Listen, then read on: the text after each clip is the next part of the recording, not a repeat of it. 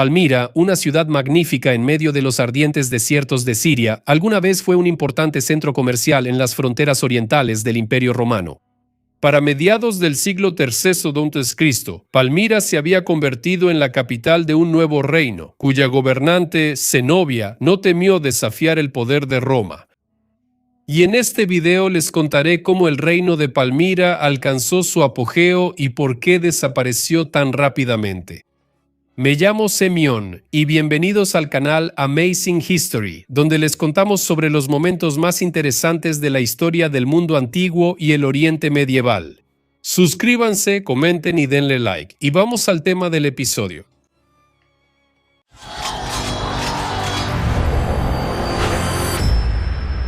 El siglo XIII en la historia del Imperio Romano fue un periodo de graves conmociones políticas, económicas y militares. El frecuente cambio de emperadores, las guerras civiles y la invasión de enemigos externos, como los godos y los persas, desestabilizaron el imperio.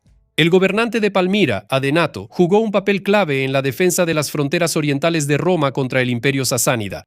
En el año 2060 los persas derrotaron a los romanos en la batalla de Edesa y el emperador Valeriano fue capturado por el rey de reyes sasánida Shapur I. Adenato asume el control de Siria y lleva a cabo una campaña victoriosa contra los persas, llegando incluso hasta su capital, Ctesifonte. En agradecimiento por esto, el nuevo emperador Galieno en el año 2062 reconoció a Adenato como gobernante de Oriente. Adenato mantenía su lealtad a Roma, aunque prácticamente era un gobernante independiente de su reino con centro en Palmira. En el año 267, Adenato, junto con su hijo mayor Gerodo, muere a manos de su primo Meonio. Luego, Meonio intentó tomar el poder en Palmira, pero fue asesinado. Los historiadores romanos veían en esto intrigas tras bambalinas de la segunda esposa de Adenato, Zenobia, quien quería que su hijo menor de edad, Babalato, heredara el trono en lugar de Gerodo, que era hijo de Adenato con otra mujer. Sea como sea, Zenobia asumió el control del gobierno como regente de su hijo menor, Babalato. No se han conservado datos fiables sobre su origen. Según fuentes romanas, la propia Zenobia se consideraba descendiente de la dinastía de los Ptolomeos, que gobernaron Egipto en su tiempo. Por su inteligencia y ambición, no era en absoluto inferior a la representante más famosa de esa dinastía, Cleopatra. Otros dicen que era hija de un líder árabe y también hay quienes opinan que tenía origen judío. Se sabe que Zenobia tenía una buena educación y hablaba varios idiomas. Su maestro fue el famoso erudito Casio Longino, bajo cuya dirección se familiarizó con las obras de Homero y Platón. Al principio, Zenobia no buscaba un conflicto abierto con Roma e incluso mantenía relaciones formales con el imperio, conservando su lealtad. Sin embargo, a medida que el reino de Palmira se fortalecía y la inestabilidad política aumentaba, Zenobia comenzó a llevar a cabo una política más ambiciosa. Aprovechando la debilidad del Imperio Romano, que estaba sumido en crisis internas e invasiones de bárbaros, ella empezó a conquistar territorios romanos. En el año 270, Zenobia anexó Egipto, la provincia romana más importante, se proclamó reina de Egipto y detuvo el suministro de grano a Roma. Luego, sus ejércitos conquistaron grandes partes de Asia Menor y Siria. Ella proclamó a su hijo Babalato como emperador y Augusto, lo que indicaba sus pretensiones al trono romano. Bajo Zenobia, Palmira floreció aún más. Ella gastaba enormes sumas en embellecer la ciudad y reunía a su alrededor a filósofos, poetas, artistas y otras personas famosas de todas las tierras. Ella educaba a Babalato y a sus dos hermanos como príncipes del reino. Vestían ropas características de los emperadores romanos, pero el desafío de la reina no podía quedar sin respuesta por mucho tiempo. El nuevo emperador Aureliano, que llegó al poder en el año 270, buscaba restablecer el control sobre todos los territorios del imperio, incluidas las provincias orientales, que de hecho habían pasado a estar bajo el gobierno de Zenobia. El emperador Aureliano era un gobernante decidido y enérgico. Se distinguía por su disciplina, su administración estricta y sus talentos militares, que le permitieron fortalecer el ejército y proteger al imperio de amenazas internas y externas. Sus reformas y éxitos ayudaron a estabilizar Roma en uno de los periodos más críticos. Después de someter a los enemigos en Occidente, dirigió su espada hacia el oriente contra la poderosa reina de Siria. Lo primero que necesitaba Aureliano era restablecer el control sobre Egipto y restablecer el suministro de grano.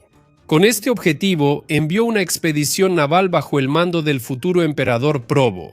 Se sabe muy poco sobre esta campaña, pero el territorio recién conquistado estaba débilmente defendido por los palmireños, por lo que los romanos recuperaron Egipto muy rápidamente.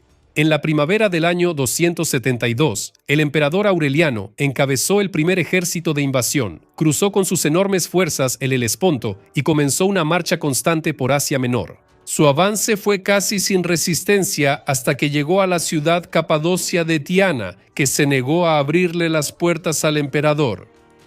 Aureliano se enfureció tanto por esta desobediencia que prometió no dejar viva ni a un solo perro cuando la ciudad cayera ante sus tropas.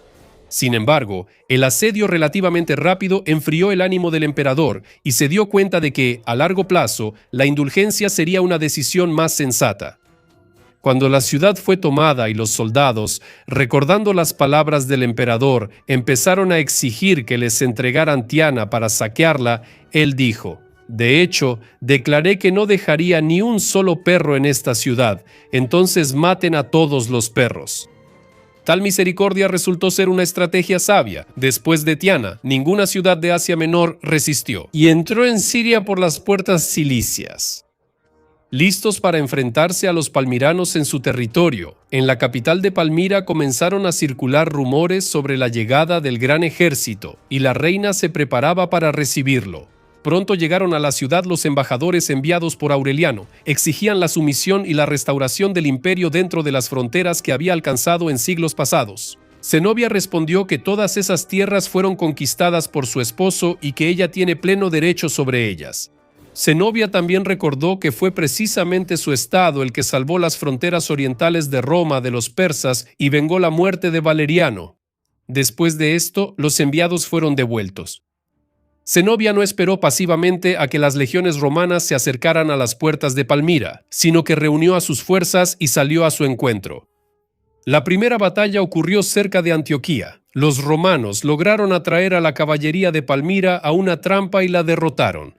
Zenobia, con los restos de sus tropas, se retiró a Emesa, dejando una pequeña guarnición en Antioquía para cubrir su retirada. A pesar de esto, los romanos tomaron la ciudad rápidamente y Aureliano perdonó nuevamente a sus habitantes. Después de la toma de Antioquía, hubo una breve pausa en la campaña. Al recibir refuerzos de Asia Menor, Aureliano reanudó su marcha.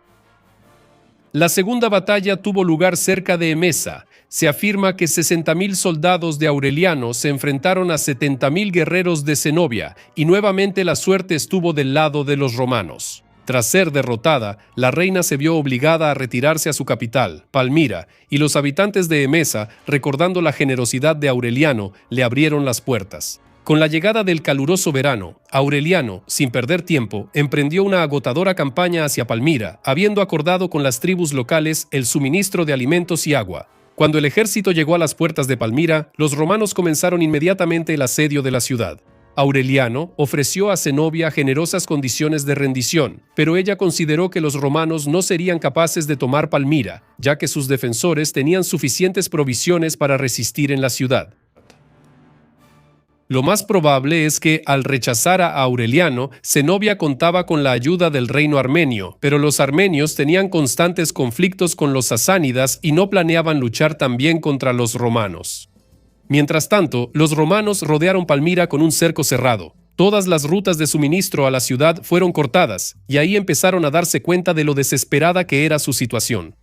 A Zenobia no le quedaban opciones, excepto pedir ayuda al Shahanshah sasánida.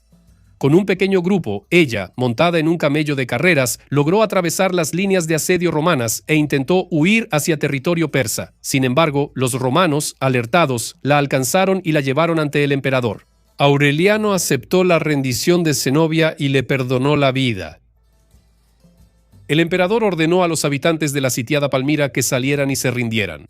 Al principio, la gente no se apresuraba, pero al ver la misericordia de Aureliano hacia los primeros que se rindieron, cada vez más personas venían y se rendían, trayéndole regalos y tributos a cambio de su perdón. Sin más derramamiento de sangre, Aureliano entró en la ciudad de Palmira con una victoria total. Mientras estaba allí, Aureliano sometió a juicio y ejecutó a varios cortesanos de Zenobia, incluyendo a su mentor y consejero Casio Langino. También recibió al embajador del imperio sasánida, quien le trajo felicitaciones por su gran victoria. Su reino estaba desgarrado por disputas internas y el Shahanshah no podía arriesgarse a una guerra con Roma. El premio más valioso para el emperador fue la propia Zenobia. Le perdonaron la vida, pero la sometieron a una humillante procesión por las ciudades de Siria, encadenada a un camello. Se desconoce su destino. Además, los rumores sobre su cobardía ante la derrota estaban destinados a destruir cualquier apoyo oculto a la reina. Después de la toma de Palmira, Aureliano se apoderó de sus ricos tesoros y dejó allí una guarnición romana para mantener el orden.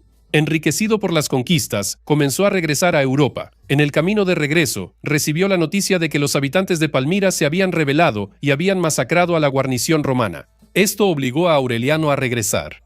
Por segunda vez, en menos de un año, el emperador enfurecido se acercó a Palmira, tomando por sorpresa a los líderes de los rebeldes. No hubo tiempo para preparar la defensa, y Aureliano tomó la ciudad rápidamente. Esta vez, la venganza de los romanos fue despiadada. Aureliano destruyó y saqueó la hermosa ciudad. Cuando su ejército se fue, los que alguna vez fueron maravillosos edificios de Palmira no eran más que montones de escombros humeantes.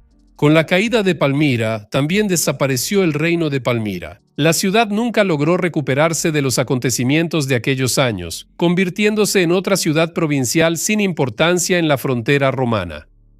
Después de regresar a Roma con un rico botín, Aureliano organizó uno de los mayores triunfos de toda la historia romana. Una enorme cantidad de elefantes, tigres y otros animales exóticos de los países conquistados ofrecían un espectáculo extraordinario para las masas romanas jubilosas, que observaban su paso y admiraban a los 1.600 gladiadores que los seguían. Luego, por la calle marchaban largas filas de prisioneros, godos, vándalos, francos, galos, sirios y egipcios. Pero entre todos ellos, las miradas de los romanos estaban puestas en la famosa Zenobia, que caminaba a pie con grilletes de oro. El destino de Zenobia después de este triunfo sigue siendo un misterio. Algunas fuentes dicen que se dejó morir de hambre, negándose a sobrevivir a su propia caída y a la destrucción de Palmira. Otros dicen que Aureliano le regaló una villa cerca de Roma, donde le permitió vivir con grandes honores.